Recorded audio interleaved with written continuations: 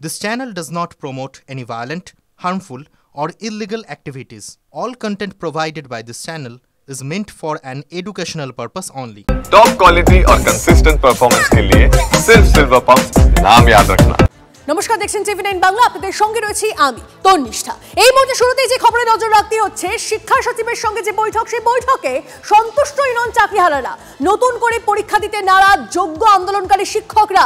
Review পিটিশনের মাধ্যমে চাকরি ফেরানোর দাবি জোরালো করেছেন তারা। শিক্ষামন্ত্রী এদিন বৈঠকে না থাকায় অসন্তুষ্ট চাকরিহারারা। আরো একবার আপনাদেরকে জানিয়ে রাখি, শিক্ষা সচিবের সঙ্গে বৈঠকে সন্তুষ্ট নন চাকরিহারারা। সরকারের উপর চাপ বাড়িয়ে আন্দোলনকে দিল্লিমুখী করার ডাক দিয়েছেন তারা। শিক্ষামন্ত্রী না থাকায় আমরা কিছুটা আশাহত হয়েছি, কারণ যে প্রশ্নগুলো আমাদের ছিল সেগুলোর সব উত্তর ওনাদের কাছে ছিল না। সেটা হয়তো যদি শিক্ষামন্ত্রী থাকতেন তাহলে হয়তো 100% আমরা স্যাটিসফাইড হতে পারতাম বা একটু বেশি হতে পারতাম। ওনারা সমস্ত বিষয় আমাদেরকে স্যাটিসফাই করতে পারেননি। বেশ কিছু বিষয়, যেমন পরীক্ষা, যারা অসুস্থ হয়েছেন, যাদের এই কেসের জন্য স্ট্রোক হয়েছে, কাউরি প্যারালাইসিস হয়েছে, এই ক্যান্ডিডেটগুলোর তাহলে কি হবে, এই বিষয়টা নিয়ে কোনো সদুত্তর আমরা পাইনি। দ্বিতীয়ত হচ্ছে যে শিক্ষামন্ত্রী কেন আমাদের সঙ্গে আজকে দেখা করলেন না, এটারও সেরকমভাবে সদুত্তর আমরা কোনো পাইনি। আমরা ওনাকেও জানিয়ে এসেছি যে আমরা শিক্ষামন্ত্রীর সঙ্গে দেখা করতে চাই, কারণ আমাদের এমন কিছু প্রশ্ন আছে যেগুলোর উত্তর শুধুমাত্র শিক্ষামন্ত্রী বা মুখ্যমন্ত্রী দিতে পারবেন, অন্য কাউরির পক্ষে দেওয়া সম্ভব নয়। আচ্ছা, তাই আজকে যে মিটিংটা হয়েছে সেটা কিছুটা প্রশ্নের উত্তর আমরা পেয়েছি বটে, কিন্তু আমাদের অনেক প্রশ্নের উত্তরই আমাদের না জানা থেকে গেছে।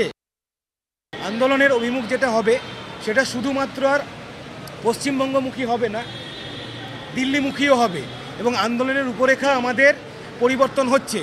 আমরা বিশ্বাস করি যে আমাদের আধিকারিকদের দুর্নীতির জন্য যতটা দায়ী এখানে, কিন্তু কোর্টও আমাদের দিকটা দেখেনি, মানবিকতার গ্রাউন্ডে দেখেনি, এবং আমাদের সঙ্গে ন্যায় হয়নি। আমরা মনে করি আমাদের সঙ্গে ন্যায় প্রতিষ্ঠা হয়নি, এবং যেটা হয়েছে সেটা ভারতবর্ষ তথা পশ্চিমবঙ্গের কাছে প্রচণ্ড কলঙ্কিত একটা বিষয়। তাই এর পরবর্তী আন্দোলনের অভিমুখ আমরা দিল্লিমুখীও করতে চলেছি। চাকরিহারা শিক্ষক তারা শিক্ষামন্ত্রীর সঙ্গে দেখা করতে চেয়েছিলেন, দেখা না হওয়ায়, কথা না হওয়ায় তারা ক্ষুব্ধ, তারা আক্ষেপ করছেন, এবং এরপর এই ঘটনা নিয়ে স্বাভাবিকভাবেই রাজনৈতিক প্রতিক্রিয়া শুরু হয়েছে। কে কি বলছেন শোনাবো আপনাদের। শিক্ষামন্ত্রীর কি 1.5 পয়সার মূল্য আছে? শিক্ষামন্ত্রীর কোনো মূল্য নেই, বিনোদ কুমারের কোনো মূল্য নেই। সব মনোজ পন্থ, আলাপন বন্দ্যোপাধ্যায় আর মমতা ব্যানার্জি করছে। 1.5 পয়সা মূল্য নেই ভৃত্য বসু। ভৃত্য বসু, ওর নাম তো বদলে গেছে, ভৃত্য বসু হয়ে গেছে। ভৃত্য বসুর 1.5 পয়সা মূল্য নেই। স্কুল সার্ভিস কমিশন এক বলছে, মধ্যশিক্ষা পর্ষদ এক বলছে, সরকার এক বলছে, তোমাদের অপরাধের জন্য এই লেখাপড়া জানা ছেলেমেয়েরা বিপদে পড়েছে, তোরা রাস্তায় বসবে না তো কোথায় বসবে? এবং তারপর 3 দিন হয়ে গেল, 5 দিন হয়ে গেল, 7 দিন হয়ে গেল, সরকারের কোনো হেলদোল নেই। মুখ্যমন্ত্রী বসতে পারবেন না। এর আগে যারা অযোগ্য তাদেরকে যোগ্য বলে কাগজ দিয়ে তাদের সঙ্গে মিটিং করেছেন।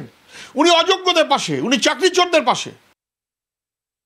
যারা প্রতিনিধি দল গেছিলেন তাদেরকে সামনে রেখে একটু সাংবাদিকদের সামনে বেরোনোর পথটা বলুন না, শুনি আমরা।